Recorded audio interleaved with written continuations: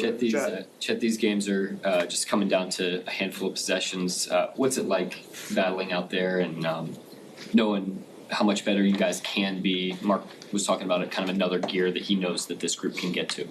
Yeah, I mean, it's everything you can want out of a basketball game. It's extremely competitive. Both teams really want it, and obviously we want to come out on the winning end of things, but if you take the result out of it, it's everything that you want to be going through in a basketball game. Fighting and going out there and having each other's back. They have been switching a ton defensively, it seems. What are some keys for you all, since you've seen that over the course of the year, of attacking that and getting the advantages that you want in those situations? Just doing what we've seen over the course of the year, and I'm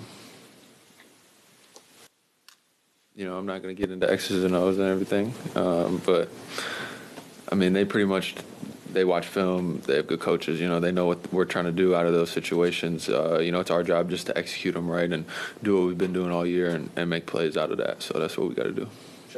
With that, I know each game maybe calls for a different shot selection from you, but in this series so far, what have you seen Dallas do to maybe take away some of your shots, especially from the outside? I mean, they're switching. When you switch, there's no real pop first shot advantage. So that's one of the ways. And then, I feel like I've gotten some good catch and shoot looks. I've made some of them, missed some of them.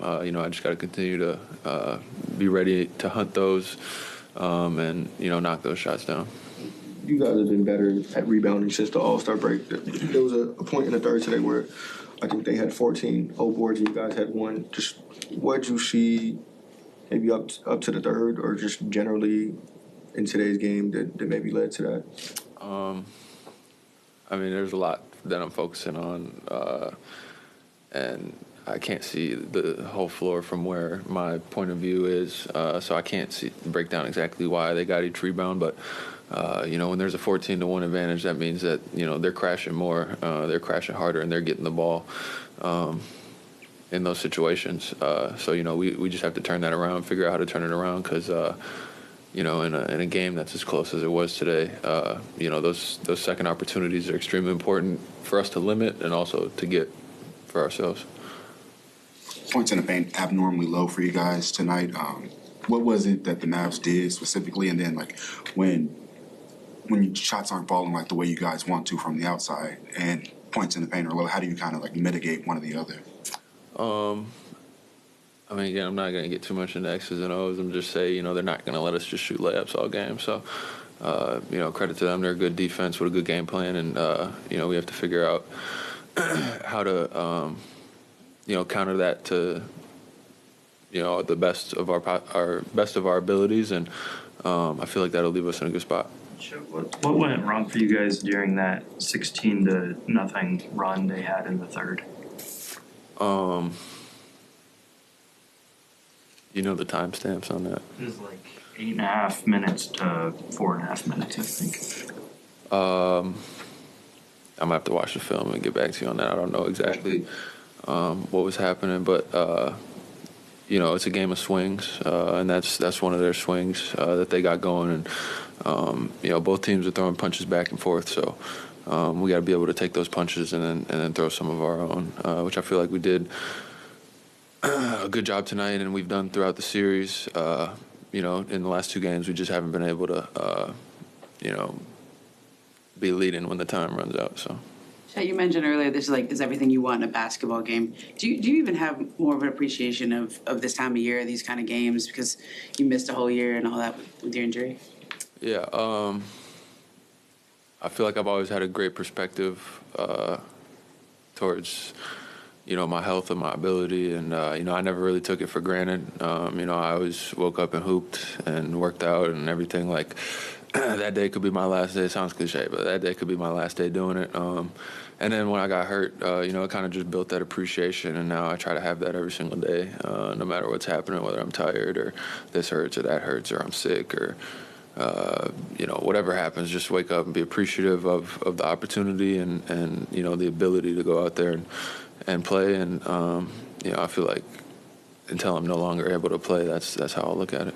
So, go back to that block in the second quarter where you jump up and kind of land hard. You're on the ground. What were you hurt there? Was there any fear in your mind just jumping up for that? Over, I don't know, there was 3 people you jumped over, I think. Yeah. No, I never. Like, I don't want to be like a crash dummy out there, but I also don't want to be hesitant out there. So, my instinct is just go make a play. If you're out there worrying about getting hurt on this play or that play, one, that's how injuries happen a lot of times, and then 2, you're not, putting everything on the line for your teammates, which I feel like I always owe to them. So I'm just trying to go make a play, and if something happens outside of that, it's kind of out of my control at that point. You're just catching your breath on the ground there, though? Yeah, I was just getting a couple extra breaths in before play started again. Mark was saying that there's another gear he feels you guys can reach. What do you think has kept you guys from reaching that gear? I mean, there's no one magical answer that I could give you. It's an extremely complex game of, X's and O's, and so much comes down to makes and misses too. You miss good looks, you make bad shots. There's so much that affects how we look at the outcomes. But we're going to do everything in our ability to give ourselves the best chance to win basketball games, and I feel like that's what he's referring to when he says that. So we're going to get in practice in the film room tomorrow, and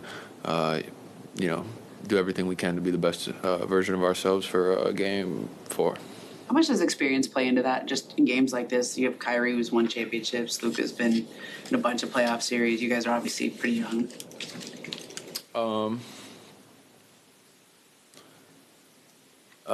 I'd say, I think how to answer that one. I mean, obviously, we would all like to have the experience of winning championships under our belt, and being through certain things and seeing certain things numerous times. But we're a young team, and we haven't, and we're not going to look at that as a reason that we can't go out and do what we need to do. We're going to go figure it out, and we're going to do whatever it takes to do that. You mentioned shot making. I just wonder, I know you guys have talked all year about just understanding the variance of the game, just how much it's a make shot, miss shot league, but like at this stage when the possessions weigh as much as they do, like does your perspective change at all just on that front, just how fickle the shot making part of it is? No, because it comes down to building that trust, which we've done all year. And we just have to continue to stick by that. If we run a play to shoot a game-winning shot and we get a great look and we miss it, we have to live with that. That's just what the league is. You might run a play and it doesn't work, and you get the ball in and make a Hail Mary, and you're all happy because you won the game. Like, it's just you just have to look at the process over the result of things, and we lost the game tonight. We're not going to change our whole philosophy on trying to be the best version of ourselves because of that. We're going to stick to the process, and trust that. Chet, obviously you guys want to have a quick start to some of these games. It's been a little bit slow in games 2 and 3. Obviously no team comes in and is like, let's have a slow start. But what goes into, like, using Mark's words of, like, throwing that first punch? Again, a lot of factors. The biggest one I say is we got to come out with as much energy as we possibly can. A lot of times, variance kind of favors the aggressor, so we got to come out being the aggressors and, come out ready to make plays and throw punches, and, the Mavs are going to do the same thing. So, I feel like that's what we got to do. Thank you, Chet. Yeah, go one more. We can go one more. Yeah, right here. Yep. Mark talks about like emotional gaps. Like, how have you guys handled that emotional gap that existed between 2 and 3, and then like the locker room even after today's game? I feel like it's a combination of things. Again, we have very mature people in our locker room. very steady. And again, we're all kind of bought into this whole process thing, understanding that it's ups and downs, flows to everything. So, we're not going to change what we've been doing all year, trusting each other, trusting the process, trusting the coaches. We're going to continue to do that to the best of our abilities. And to this point in the season, it's left us in a good spot. So I don't think that'll change. Thank you, Chet. Yeah.